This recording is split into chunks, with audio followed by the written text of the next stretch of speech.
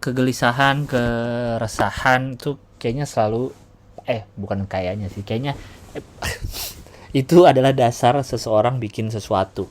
Entah itu bikin musik, bikin lagu, bikin stand up, bikin gambar, lukis, puisi, apapun. Harusnya sih dasarnya dari keresahan atau kegelisahan ya, apa yang dia pikirin, apa yang dia sebelin, apa yang dia suka, apa yang mengganggu pikiran dia selama ini, apa yang dia inginkan gitu terjadi atau apa. Pasti itu biasanya jadi dasar seorang bikin karya.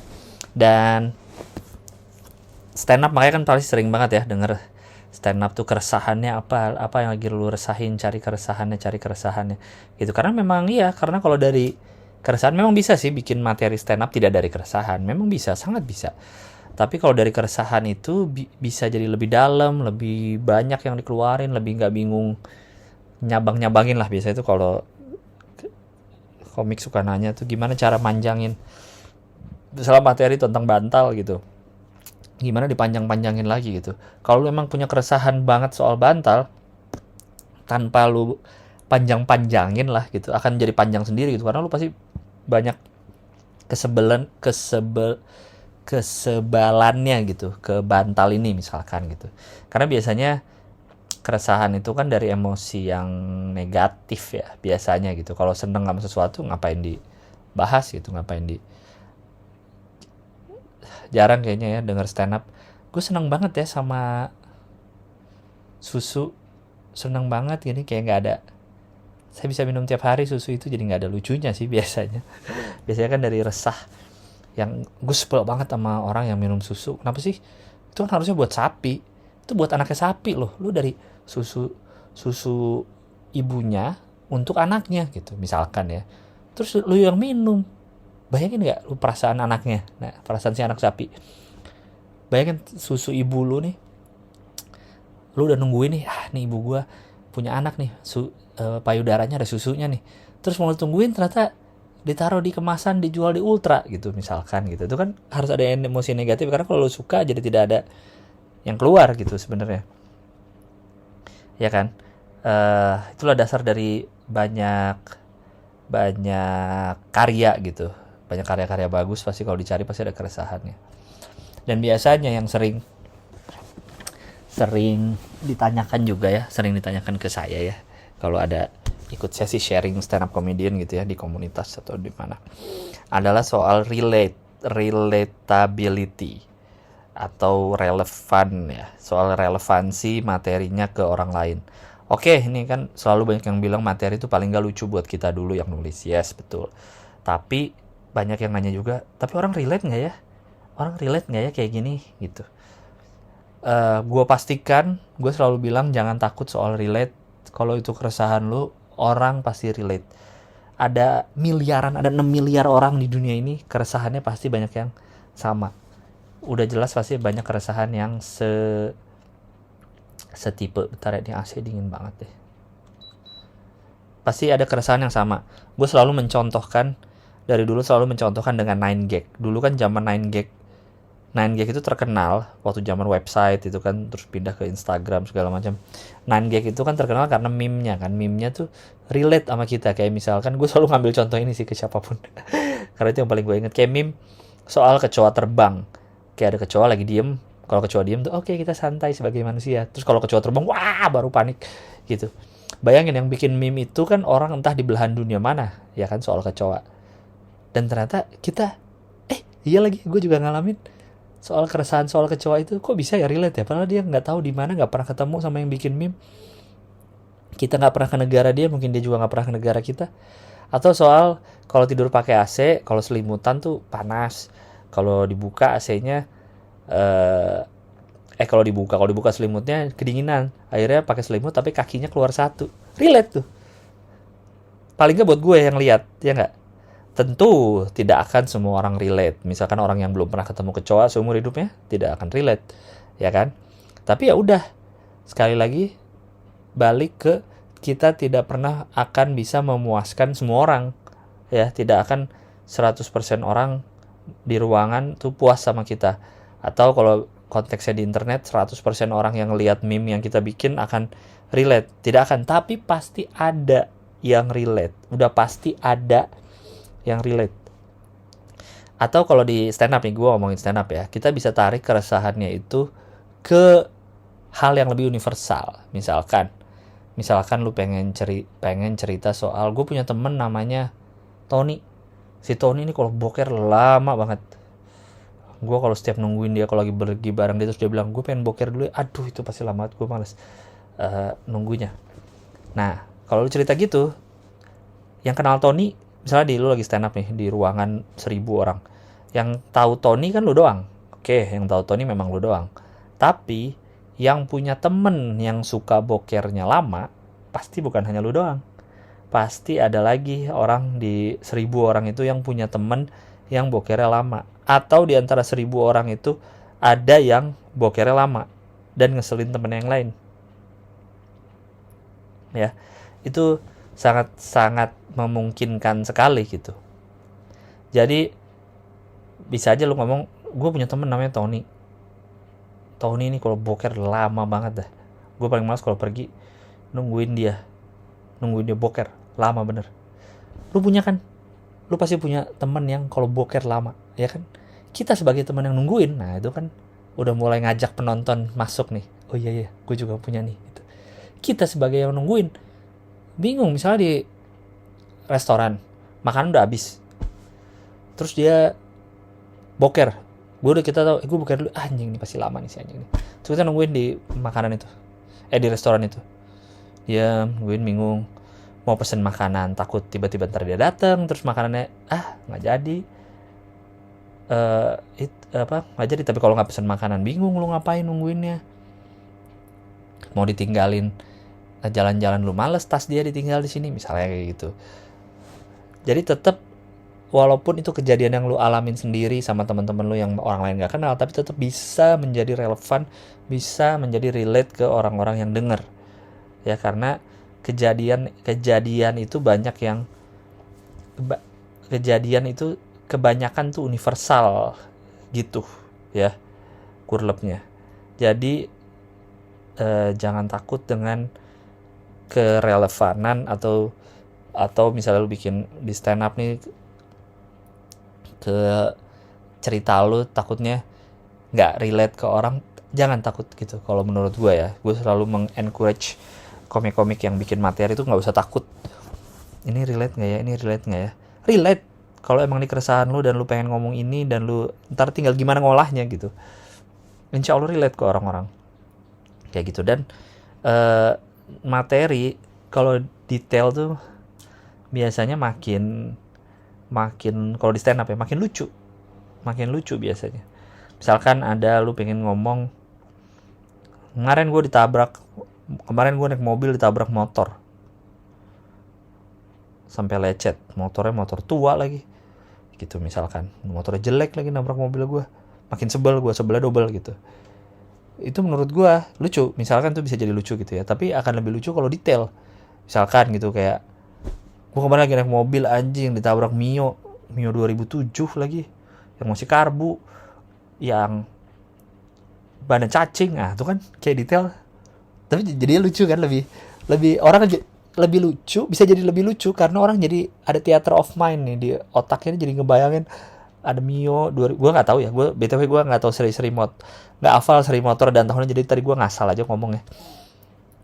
Ya misalnya di otaknya jadi ada Mio tahun 2007 bannya cacing gitu, jadi dengan lebih detail akan theater of mind-nya lebih main di penonton, jadinya bisa jadi lebih lucu gitu, atau materinya jadi lebih menarik untuk didengar gitu karena lebih detail. Ngerasa gitu nggak ya? Salah gue berarti. Paling gue merasa gitu kalau setiap nonton stand up yang materinya tuh kayaknya jelasinnya tuh detail banget, jadi kita sebagai penonton tuh di otak jadi lebih membayangkan gitu, lebih main gitu. Dan ini menurut gue berlaku juga ke platform lain atau ke bentuk karya lain, misalnya lagu gitu.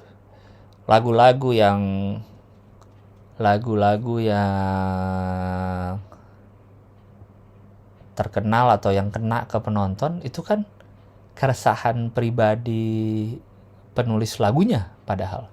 Atau ya kalau nggak keresahan pribadi ya imajinasi penulis lagunya, tapi dia bikin dengan perasaan-perasaan yang mungkin dia nggak harus ngalamin patah hati dulu untuk bikin lagu patah hati, tapi kan relate lah, tau lah orang patah hati itu gimana rasanya, misalkan kayak gitu. Kayak misalnya Januari, Glenn Fredly. Itu kan jadi lagu putus, soundtrack putus jutaan orang gitu. Padahal belum tentu orang-orang itu putusnya di bulan Januari. Itu lagu, kalau saya nggak salah ya, waktu itu emang almarhum Glenn Fredly kan putus sama mantannya tuh di bulan Januari. Akhirnya dia bikin lagu itulah, kisah kita berakhir di Januari. Spesifik sekali kan, nggak cuma kisah kita berakhir aja udah. Tapi orang jadi kena. Dan orang jadi sedih misalnya denger lagu itu, kan magisnya lagu itu kan jadi kita denger lagu tuh bukan suka sama lagu, ya suka sama lagu, tapi yang kayak misalnya kita denger satu lagu diputar di radio atau di mana gitu, kita dengar nggak sengaja langsung keinget momen apa kita denger lagu itu. Misalkan Januari, momen ketika putus sama pacar, terus lo misalnya denger lagu itu, atau waktu Glenn masih ada lo nonton konsernya, terus pas nyanyi lagu Januari lo menyayat hati banget, lo sampai nangis karena lo inget momen lo putus sama pacar lo walaupun bukan di bulan Januari. Makanya nggak keresahan seorang Glenn Fredly bisa kena ke lo juga karena relevan soal putusnya tadi, walaupun bukan di Januari tapi dia bikinnya detail di Januari. Itu menurut gue ngaruh tuh, detail-detail itu tuh seperti tidak penting tapi penting. Gimana ya?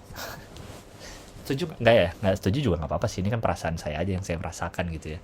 Kayak lagu-lagu Hindia deh, gue cukup mendengarkan ya lagu-lagu Hindia dari album yang menari dalam bayangan, menari dengan bayangan itu, sama yang terakhir juga main dengerin. Contoh lagu paling gampang Rumah ke Rumah deh.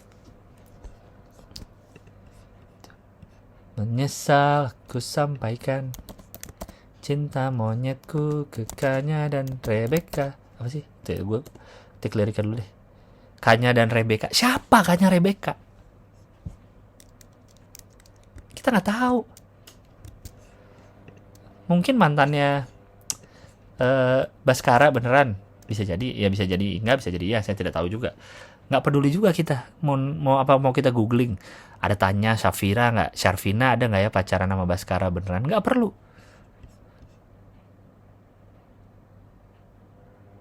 Ya kan, intinya ini tentang orang kalau putus itu kan pindah lagi ngapel ke rumah ini, putus lagi pindah ngapel ke rumah yang ini lagi. Secara tema universal banget, soal orang kalau putus ya pindah ngapelnya atau jemputnya ke rumah ini, dari rumah ini ke rumah ini, ganti-ganti orangnya. Nama-namanya kita tidak kenal, yang kenal ya si Baskara ini yang bikin. Tapi mungkin jadi salah satu lagu terpopuler di menari dengan MDB, gara-gara kemarin gue liat postingan Pestapora kan, dia baru 5 tahun album ini ya. MDB di otak gue MDB tuh shownya Panji, Merdeka dalam Bercanda, jadi otak gue sama menari dengan bayangan itu. Ini kan detail sekali nama-nama ini, sangat detail, malah terlalu detail. Dia nyebutin nama-nama mantannya, coba Syarvina, Tanya Syafira, Kanya Rebecca, Anggra, Caca Sismita, terus Mediana pacarnya, terus ibunya Amalia. Ya kan, siapa Amalia? Bukan ibu gua gitu, bukan ibu kita, tapi orang ya udah seneng aja nyanyiin dan cukup relate dengan perasaan yang dikeluarkan di lagu itu gitu. Kayak lagunya Hindia yang di menari dalam bayangan, ini favorit gue ini. Apa sih, gue lupa judulnya. Tak ada yang tahu kapan kau mencapai tujuh, tuh favorit gue tuh. Apa judulnya? Ntar ya gue sambil googling. Tak ada yang tahu na na na na na na nanku, dan percayalah bukan esok mungkin kita sampai, itu deh. Esok mungkin tercapai, itu lagu favorit saya. Nih, Liriknya coba sangat detail, sangat kayaknya pribadi banget gitu. Lu kasih lihat di pipi, ngikutin sepak bola, transfer bola, tapi masuk ke fotografi. SMA di Brawijaya, hingga malam di Brawijaya itu PL ya, Pangudi Luhur di Jakarta tuh kan. Kawan-kawan pergi S2, Adrian ke Australia. Adrian kakaknya.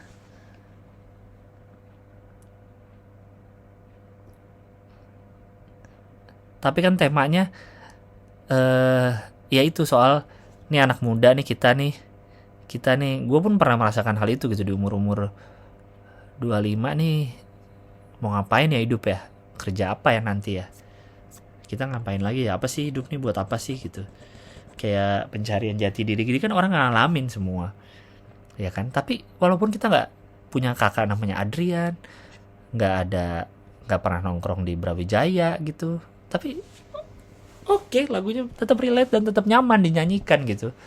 Nggak ada orang yang ngapain nyanyi rumah ke rumah, gue nggak kenal Rebecca gitu kan, nggak. Itulah hebatnya dari magisnya sebuah karya dan relevansi gitu menurut gue ya. Ini jadinya kena banget ke orang-orang kayak ber, berna, ber, ber, ber, Bernadia, Ber apa Ber sih, apa nama itu dia, kan nama Twitternya kan Ber, not Ber, berarti bacanya Ber ya, Bernadia. Gue pertama kali tahu Bernadia tuh lagu yang kata orang ini berlebihan. Coba, kata orang ini berlebihan. Gue pertama kali tahu lagu Bernadia lagu ini duluan. Terus menurut gue menarik lagunya gitu. Liriknya menurut gue sangat detail dan sangat pribadi. Gak pernah ikat rambut semenjak kau bilang bagusan panjang. Gak pernah pakai baju hitam lagi. Baca buku biar kelihatan pinter. 11.000 kilometer ku tempuh, 36.000 di atas kaki. Detail banget, ya kan? Jadi kena gitu. 1 bulan juga kan, belum ada 1 bulan. Spesifik banget waktunya. Bisa aja dia ngomong baru sebentar putus gitu. Kalau dia nggak, belum ada 1 bulan gitu. Sangat detail.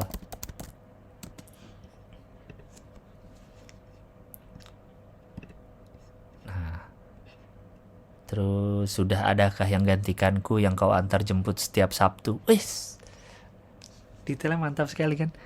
Yang selalu ingatkan pakai sabuk pengamanmu. Langsung kayaknya untuk orang yang gak ngalamin, maksudnya mungkin dia ngalamin, mungkin orang ngalamin ininya, baru putus gue bahkan udah gak inget lagi ulang tahun gue gak ngucapin gitu. Mungkin ada orang yang nggak ngalamin 1 bulan persis spesifik, dia aja bisa kena nih kayak gini. Lagu kayak gini bisa kena ke hati dia. Apalagi ke orang yang spesifik banget yang diomongin sama Bern, apa nggak hancur hatinya? Sabuk pengaman dia inget tiba-tiba persis, coba. Makanya lagu-lagu ini tuh bisa kena. Tuh masih ada sisa wangimu di bajuku kan, dalam sekali gitu. Dan jadinya karena detail, jadinya masuk sekali ke relung-relung hati para pendengar gitu. Ada banyak dulu kan, ada yang tipe penulis lagu yang kata-katanya tuh metafora, banyak majas perumpamaan gitu, tetap bisa kena. Itu bisa kena juga ke hati. Tapi ada juga yang liriknya to the point aja kayak gini, kayak Hindia gitu. Menurut gue liriknya, gue suka lagu-lagu Hindia karena ya udah to the point aja, lirik-liriknya tuh ya udah aja gitu, nggak ada tidak banyak metaforanya, tapi ya udah paham gitu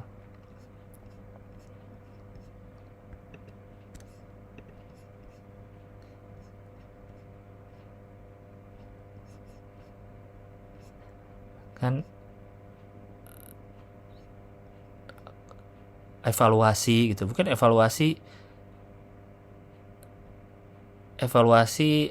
juga kan liriknya ya udah gitu aja, langsung langsung paham gitu kita tanpa perlu mencari-cari ini apa sih maksudnya.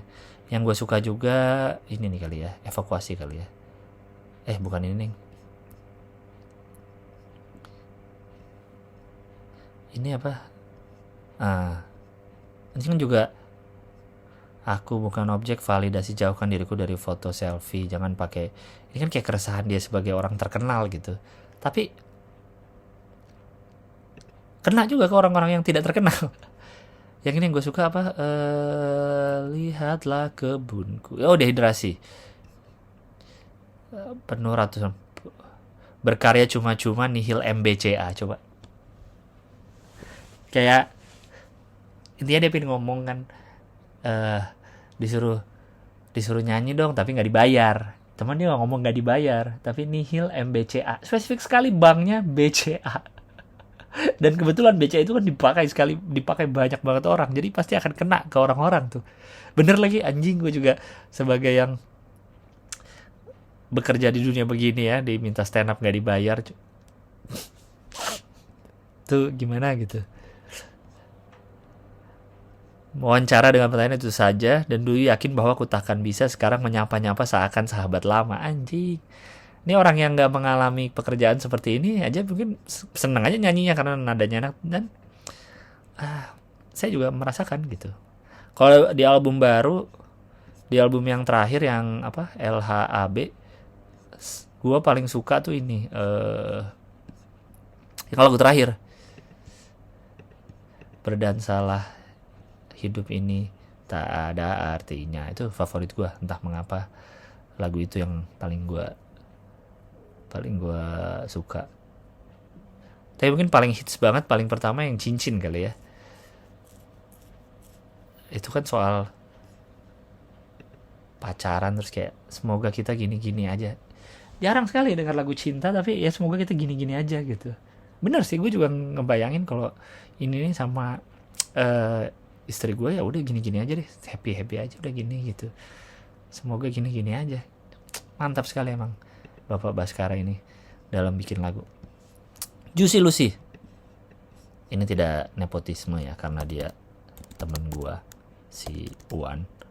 Tapi memang saya udah pernah bahas di beberapa episode lalu, saya happy sekali Juicy Lucy manggungnya banyak sekali kayak gini. Gokil.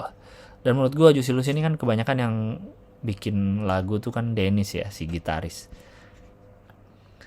Liriknya memang secara kondisi, secara relate jelas. Ini relate semua nih ke orang-orang nih ya. Entah yang patah hati, yang lagu patah hatinya, yang lagu nikahnya, yang lagu happy-nya, yang lagu sedihnya, orang-orang relate. Tapi lirik-liriknya juga detailnya menurut saya mantap. Lagu Juicy Lucy banyak sih yang jadi favorit gue, enak-enak lah. Banyak sekali juga lagu Juicy Lucy yang enak. Tapi gue paling suka yang kata Uwan, ternyata jarang dia nyanyiin kalau live, adalah, sorry gue minum dulu ya,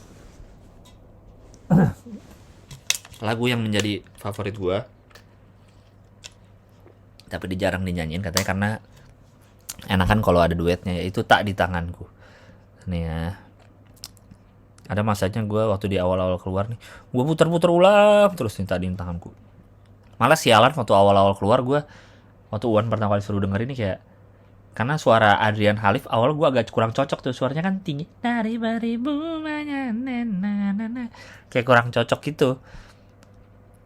Kalau sialan dulu tuh gue waktu pertama kali dengerin udah nih enak, tapi kayaknya butuh beberapa lama untuk akhirnya suka sama lagunya gitu. Malah toto pecah di tahun ini ya lagu itu ya, gara-gara dinyanyiin bareng siapa, Mahal ini ya. Nah, Tak di Tanganku nih, menurut gue nih liriknya mantap sekali nih liriknya. Ini siapa yang nyiptain? Dennis juga nggak? Bener, Dennis juga salah satunya kan. Ini kan tentang orang LDR beda negara ya, tapi dia menurut gue nih detailnya gue suka aja gitu. Kan malam kita beda, 6 jam lebih cepat bulanku tiba, 6 jam lebih cepat nih malamnya datang gitu kan. Terang di sana, aku masih tertidur lelap. Terang di sana cepat, kau masih senang di luar, ku sudah tenang di kamar. Sik. Nih, terus pagi kita juga beda kan, malamnya beda, dia 6 jam lebih cepat. Terus pagi kita nih cowoknya nih kan 6 jam lebih lama hangatku tiba, siangnya tiba nih kan. Ku baru buka mata, kau sudah makan kedua. Gue suka banget tuh. Nggak bilang kau udah siang, nggak, kau udah makan kedua. Yang pasti udah siang. Kayak gitu.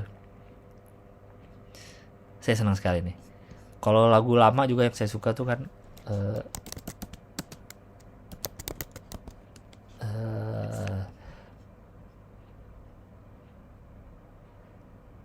Slang. Slang Mawar Merah. Nih gue suka banget lagu slang yang ini nih. Memang ku tak mampu belikan dia perhiasan. Ini kan kayak eh dia dia sama apa namanya? Dia ada satu cewek disukai nama nih orang nih sama si Slang sama si kakak lah, ceritanya kan dia orangnya slang, lawannya cowoknya berduit banget gitu kan, bapak lo kaya gitu kan. Ini kan detail sekali, keresahan yang sangat pribadi tapi banyak yang ngalamin pasti kan, saingan deketin cewek tapi saingannya lebih kaya. Terus ada bawa pergi Mercymu, asik. Zaman itu banget ya, orang kaya tuh punya Mercy gitu, bawa pergi Mercy. Ya zaman sekarang juga sih, cuma zaman sekarang kan masa bawa pergi Teslamu gitu. Nyahlah dari apa, dari Mawar Merahku, simpan aja uangmu, bawa pergi Mercymu gitu. Mungkin ini zaman Mercy Boxer kali ya, atau Mercy Tiger kali ini waktu itu. Tahun berapa sih Mawar Merah? Slang Mawar Merah tahun 91. Anjing bener Mercy Boxer berarti. Zaman-zaman itu mungkin ya. Kurang lebih. Oh, dia satu album Terlalu Manis ya. Itu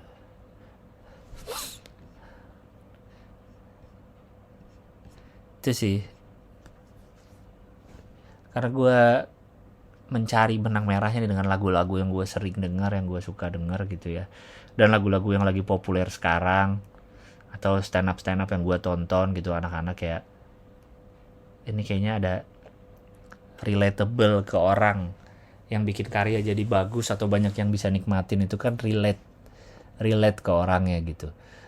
Tapi kembali lagi, kalau lu punya keresahan, jangan takut, dan keresahan ini pengen lu ungkapkan dalam bentuk suatu karya, kalau menurut gua sih jangan takut dikeluarin, jangan takut orang tidak relate juga, karena lu tinggal cari benang merahnya nih gitu. Ya kayak tadi misalnya, anjing saingan gua punya Tesla lagi gitu ya, benang apa namanya, payung besarnya atau benang merahnya adalah lawan yang lebih kaya. Lawan lebih kaya banyak pasti yang ngalamin saingan lebih kaya. Mungkin dia gak punya Tesla juga tapi lebih kaya gitu. Di poinnya kan itu. Atau lu bawa motor, cowok yang deketin dia satu bawa mobil.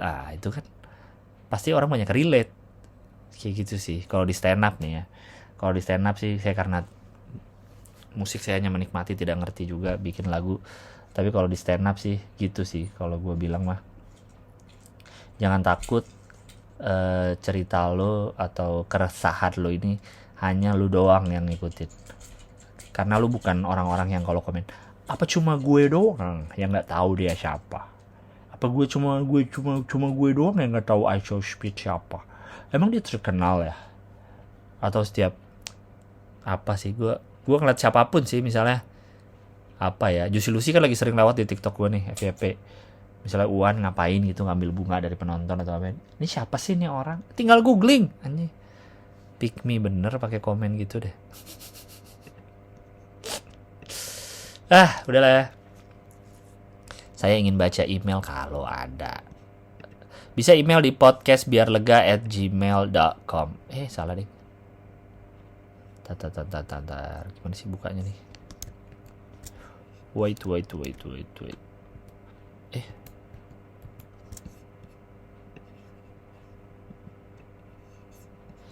Dan dari mawar merahku, na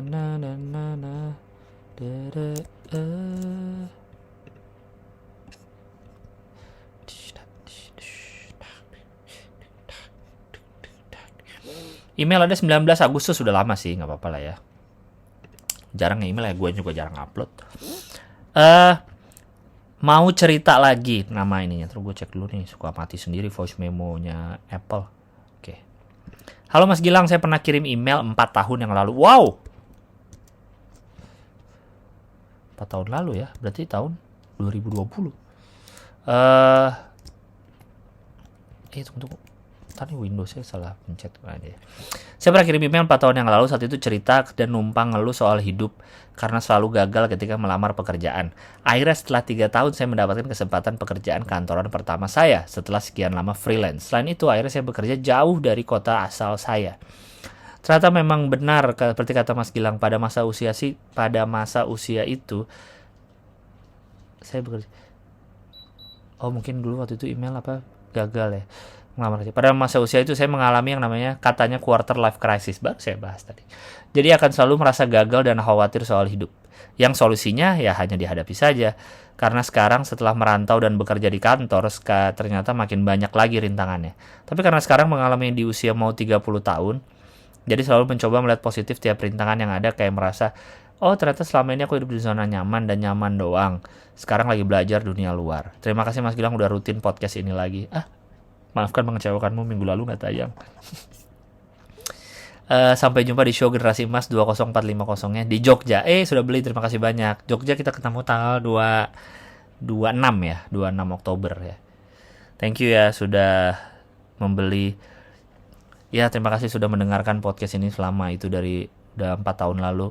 Dan selamat sudah mendapat pekerjaan, semoga cocok dan awet. Karena di masa ini gue tadi ngeliat tweetnya Bang Popo, Warpopski sih sebenarnya, nggak tahu itu Bang Popo yang nge-tweet apa enggak ya, tapi tentang F&B ini lagi sepi banget. Dan ya pernah gue bahas juga kan, kayaknya kalau gue baca-baca kayak semua lini usaha lagi susah.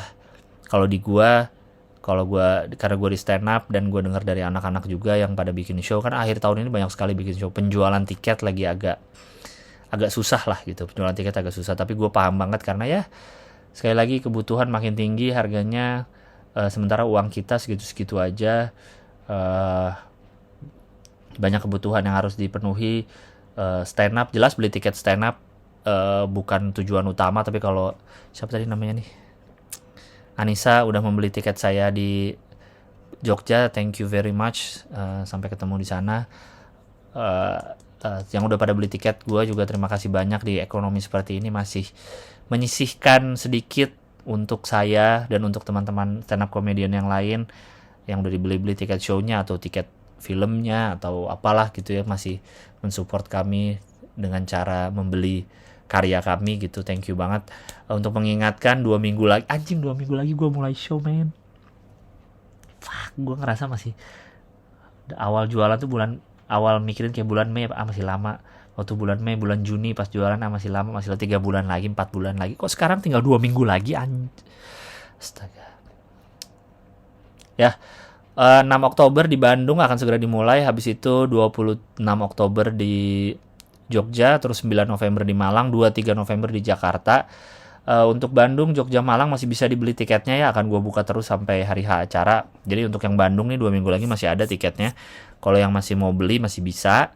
Kita ketemu di sana. Untuk yang Jakarta udah habis dari lama, kayaknya habis tayang di Radit, banyak yang nanyain.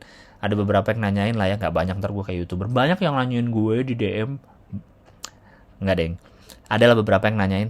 Ada kemungkinan yang Jakarta akan 2 show. You hear it first here in podcast biar lega. Ada kemungkinan 2 show jadi siangnya, tapi masih digodok kemungkinannya. Doakan aja bisa terjadi dan masih yang pengen di Jakarta masih bisa beli gitu ya. Deg-degan gue sih, tapi ya udah. Bagi yang udah beli tiket-tiketnya sampai ketemu di kota-kota kalian, deg-degan. Terima kasih sudah mendengarkan podcast biar lega.